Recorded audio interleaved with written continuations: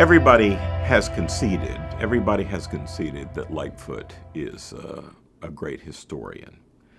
And some, seeking to damn him with faint praise, would say, well, he was just a historian, or he was just a linguist, right? There's not a lot of theological substance or pith to what he writes. Well, these volumes will give the lie to that one.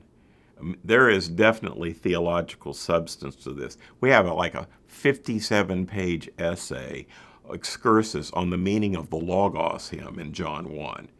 I mean, that in itself would be enough right there to say, enough with the nonsense that Lightfoot was not a theologian. You'll also find in the John volume, volume 2, an extensive appendix, in fact, 2 appendices on the historicity and the authenticity of the fourth gospel.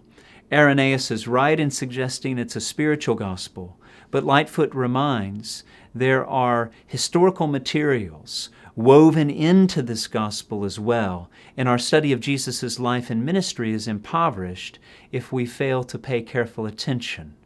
He's going to argue at length for the authenticity of the Gospel of John, and what that means is, in his mind, this gospel is written by an eyewitness.